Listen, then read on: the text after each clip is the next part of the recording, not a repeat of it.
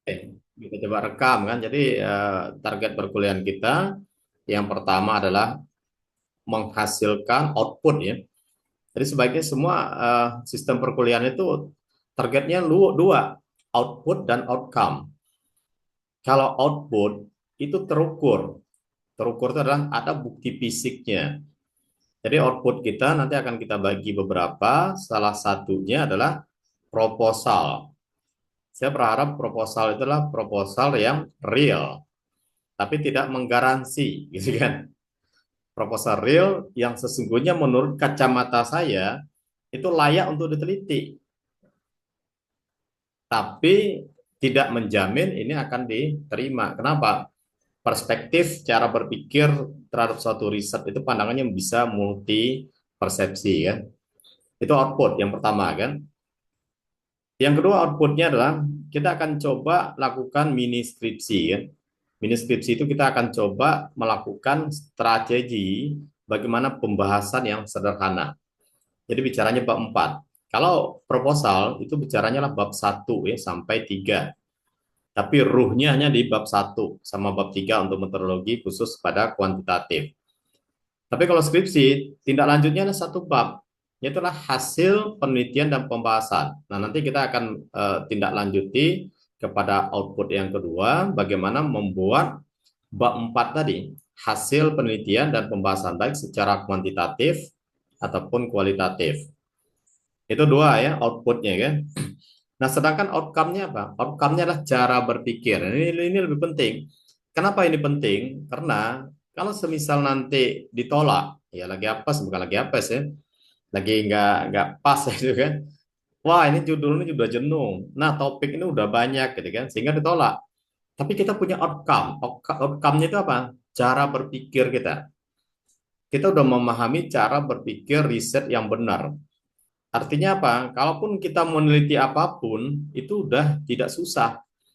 Seandainya Anda pengen lanjut S2, kalau cara berpikir risetnya di S1 udah benar, maka itu tidak akan susah.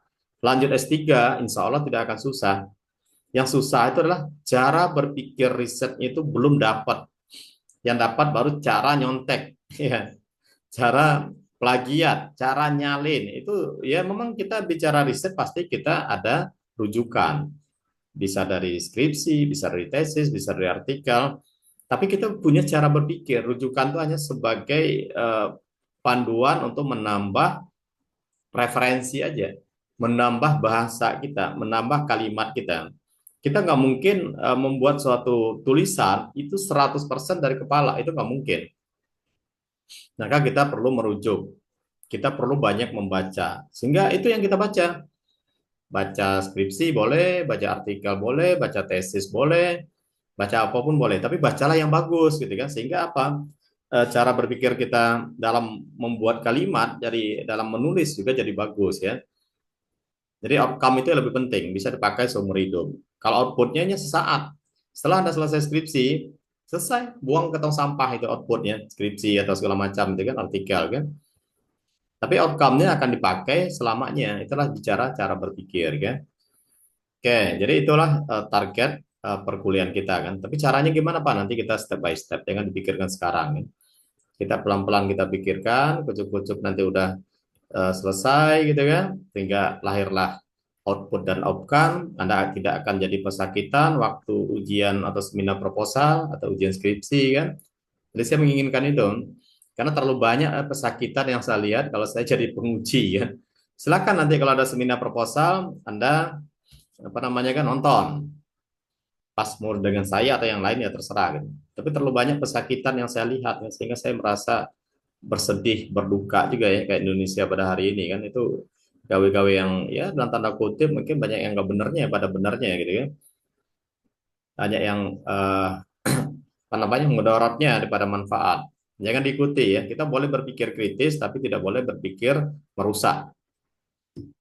Oke, jadi pertemuan ke depan kita fleksibel aja ya, tapi kita akan upayakan sharing sessionnya secara offline sehingga kita bisa memonitor setiap proses produk project yang Anda lakukan. Jadi pembelajaran kita adalah berbasis project. Setiap orang punya proyek. Proyeknya apa? Proyek skripsi. bukan proyek buat skripsi ya, nanti jualan pula nanti buat skripsi kan, tapi proyek buat skripsi untuk diri masing-masing kan. Oke, mungkin itu pengantar dari saya. Waktu kita hanya sekitar 40 menit Zoom ini. Kalau Zoom ini selesai, maka kuliah sudah selesai kan. Di kelas gimana Pak? Ya juga nggak lama-lama, bisa 11 10 menit, 10 menit di kelas. Di kelas itu kita nggak usah serius-serius amat gitu kan. Hanya sekedar ya ketemu, sharing session, ada hal yang perlu kita bicarakan. Tapi saya siap untuk menerima semua apa namanya kalau pengen konsultasi di luar, tapi kalau ketemu kita kondisional kan. Tapi kalau WA silakan, ada buntu Pak, saya mau tanya ini Pak, ini gimana Pak? Silakan, WA saya terbuka 24 jam. Tapi kalau malah nggak aktif gitu kan, terbuka aja. Biasanya saya akan respon. Karena kalau saya bimbingannya adalah via online. Nggak pernah saya ketemu dengan mahasiswa itu paling pas sempro aja ketemunya kan. Atau kalau memungkinkan kalau ketemu, tapi Pak mau ke rumah Pak, nggak enak ke rumah nanti bawa-bawa juga nanti kan. Belum lagi yang lain-lain Pak di luar Pak janjian, nah ini bahaya lagi gitu kan. Ya Mbak Marsha kan nanti bimbingannya di hotel, nah kacau lagi gitu kan. Jadi untuk meminimal itu, bimbingan saya full online ya, full online, tapi terbuka. Telepon juga boleh, tapi kalau telepon biasa sayang nelpon, jangan ada yang nelpon kan. Kadang ada bimbingan, tidak jelas WA baik S1, S2 kan, itu saya langsung telepon, karena telepon bisa setengah jam, bisa 1 jam gitu kan. Jadi tidak harus ketemu gitu kan, bahaya. Oke, gitulah gambarannya kira-kira. Semoga nanti hasilnya bisa lebih baik. Ini pola baru nih, kalau pola kemarin nggak seperti ini kan. Saya juga selalu belajar bagaimana membuat suatu pola baik dalam pembimbingan atau perkuliahan. Tapi sekali lagi saya nggak suka yang sifatnya seremonial dan formalitas. Yang sifatnya hanya teori doang. Ya itu nggak ada. Presentasi nanti di pertemuan terakhir atau sebulan terakhir kita ada presentasi perwakilan kan. 4 atau 5 atau berapa nanti kan. Sekalian saya ajarin bagaimana presentasi. Ini juga sering terjadi kesalahan mahasiswa bukan presentasi, bikin PowerPoint, PPT bukan PPT kan, suruh presentasi tapi baca itu bukan presentasi gitu kan. Ya mudah-mudahan kelas ini sukses ya. Saya akuntansi ini punya semacam ikatan emosional gitu kan. Karena basicnya mah akuntansi, saya lebih serius dan saya melihat dari semua level akuntansi ya bukan membandingkan kan. Ya cukup aktif lah.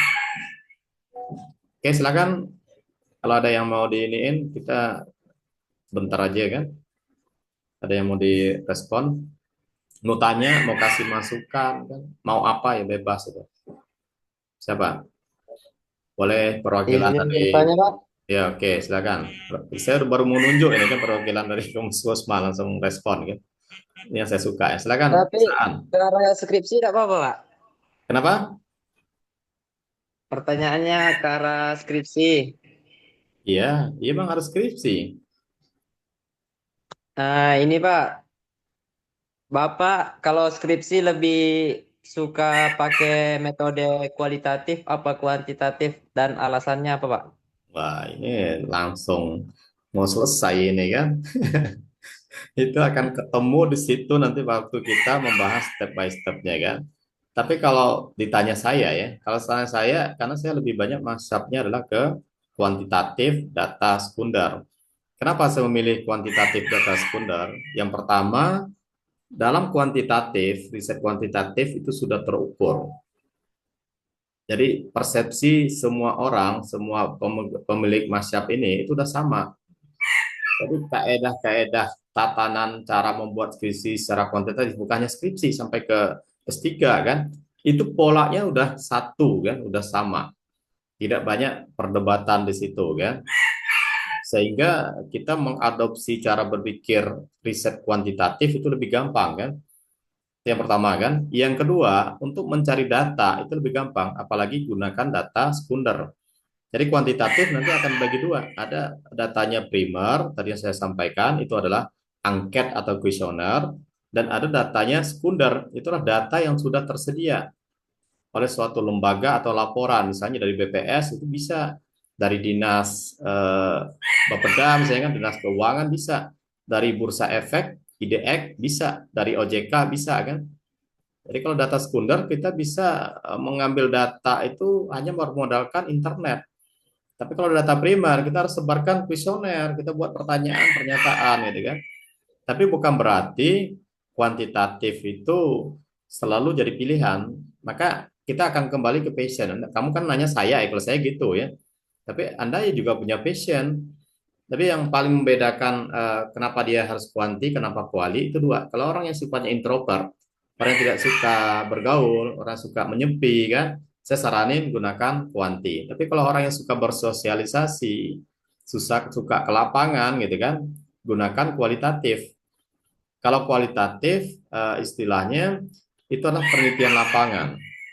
Kita melihat kondisi di lapangan itu apakah sesuai dengan teori yang kita dapatkan. Itu kata kuncinya kan. Kalau kuantitatif kita mengukur apakah teori yang kita gunakan itu berlaku kepada objek yang kita teliti gitu kan. Jadi kalau orang suka wawancara, suka jalan-jalan, ya enak kualitatif. Dia membaur di lapangan gitu kan. Dan nanti akan kita dalamin juga gitu kan, biar nanti wah saya cocoknya di kuali. Ya bukan berarti mana yang lebih baik kuali atau kuanti, semuanya baik. Cara berpikirnya ada sedikit perbedaan. Kalau kuantitatif, cara berpikirnya adalah dia harus memahami proses risetnya harus lebih tajam kan, karena menggunakan statistik, ada hasil pengujian hipotesis kan, dan seterusnya. Kalau kualitatif kan nggak diuji secara statistik, tapi dilihat pembuktiannya secara teori dan praktek. Teorinya begini, prakteknya seperti apa? Kenapa kok begitu? Apa alasannya, itu kan? Jadi kalau bicara kualitatif, dia lebih melebar. Tidak ada pedoman harus seperti ini pembahasan, tidak ada. Tapi kalau kuantitatif sudah diukur harus seperti ini cara menguji hipotesis, harus seperti ini cara membahas, harus seperti ini cara kaidah merumuskan hipotesis, termasuk juga rumusan masalah, tujuan penelitian dan seterusnya kan. Gitu. Nanti sambil jalan saya berharap eh, dua pertemuan kamu udah punya pemikiran mau kuantitatif atau kualitatif. Dua pertemuan dari besok ya, kalau sekarang baru pertemuan pengantar kan. Ya begitu gitu kan. Ya semuanya sama, Ya, tergantung Pak. kepada sukanya di mana nanti kan passionnya kan. Boleh kalau ada lagi yang lain mau nanya kan bebas nanya apapun terkait dengan riset lah kan.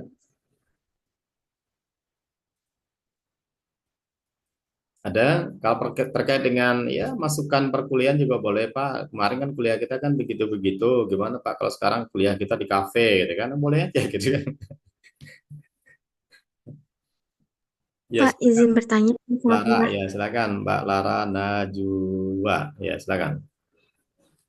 Izin bertanya, Pak, eh, untuk kriteria itu agar sebuah judul penelitian itu dianggap layak itu seperti apa sih gitu? Nah, itulah yang nanti akan kita bahas gitu. Kalau semuanya dibahas hari ini, kita udah tamat satu semester nanti kan. Nanti tahapan-tahapannya, tapi boleh itu pertanyaannya bagus ya. Tahapan-tahapannya nanti adalah menemukan ide. Bagaimana cara kita menemukan ide penelitian itu minggu depan kita bahas. Kalau sudah punya ide, kita lihat apakah ide itu relevan gitu kan. Kalau belum punya ide, kita mencari bagaimana cara menemukan ide itu minggu depan kan. Ya, kalau udah ada ide, berarti kita melihat apakah kriteria ide itu sudah sesuai dengan kaedah penelitian. Oke, untuk menjawab sekilas, kalau kita bicara kriteria penelitian ya, kalau kriteria penelitian itu bisa kriteria judul atau topik ya. Itu ada perbedaan antara kuanti dan kuali ya. Kalau di kualitatif, itu kita harus punya fokus penelitian. Fokus terhadap topiknya. Topik penelitian, kriterianya kalau mau diterima harus relevan dengan prodi. Kapan dia relevan? Kalau kita pernah belajar ilmu itu. Oke, ilmu yang core prodinya ya Pancasila ya nggak bisa gitu ya. Pak kan pernah belajar Pancasila, bukan itu maksudnya. Tapi mata kuliah prodi, core prodi. Apa core prodi? Ada akuntansi, syariah, kan? Ada audit, ada perpajakan, ada apa lagi gitu kan. Tapi yang core prodi kan. Nah itu kita jadikan sebagai topik kita diskusi. Sebagai contoh kita pengen teliti tentang akuntansi syariah kan.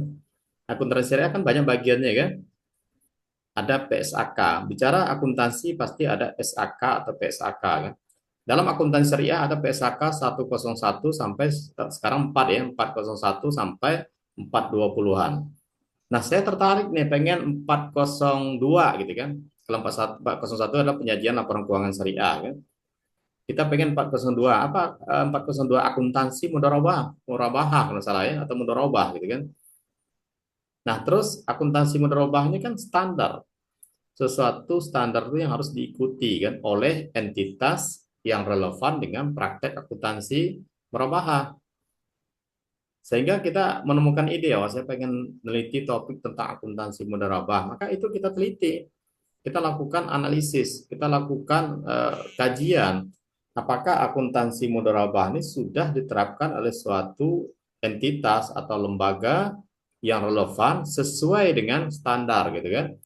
Kalau pengen itu kan, itu bicaranya kualitatif. Jadi saya simpulkan kalau berpikir secara kualitatif, maka dia harus ada teorinya. Teori yang sifatnya implementatif. Teori yang sifatnya adalah penerapan atau prosedur kan. Terserah mau prosedur apapun kan.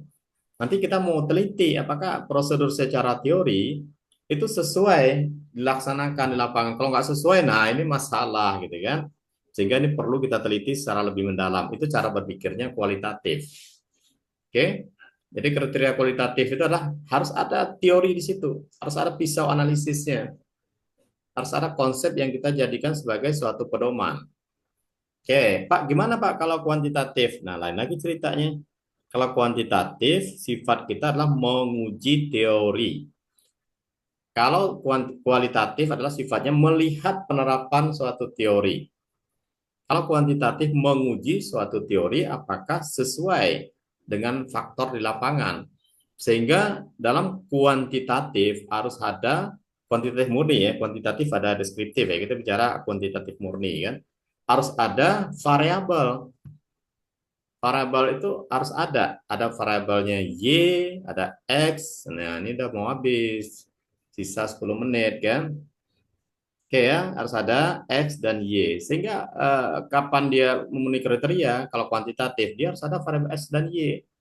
Dan variabel Y-nya itu juga harus relevan dengan prodi.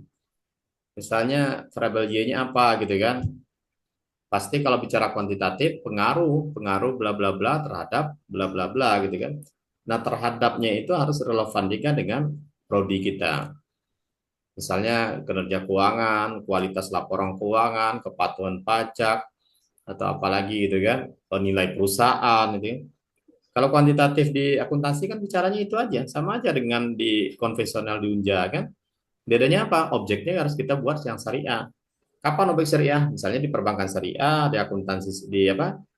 Di asuransi syariah, di bursa efek syariah, IISC, JII kan. Jadi kriterianya beda antara kuanti dan kuali, ada kaidahnya.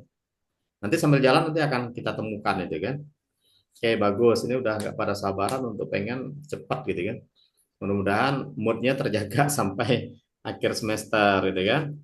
Karena insya Allah bakal banyak tugas. Tugas itu tujuannya untuk pengayaan referensi kan. Tapi tugasnya nggak susah-susah amat, paling melakukan review kan. Jadi untuk minggu depan Anda udah dapat harus ada tugas mereview, meringkas gitu kan. Yang kita meringkas kita kan paham gitu kan. Itu saya kasih materinya di grup kan. Oke, mungkin itu Mbak Lara Najwa. Satu lagi terakhir kayaknya masih ada ya. Karena sisanya paling 5 menit lah untuk sudah ada peringatan tadi.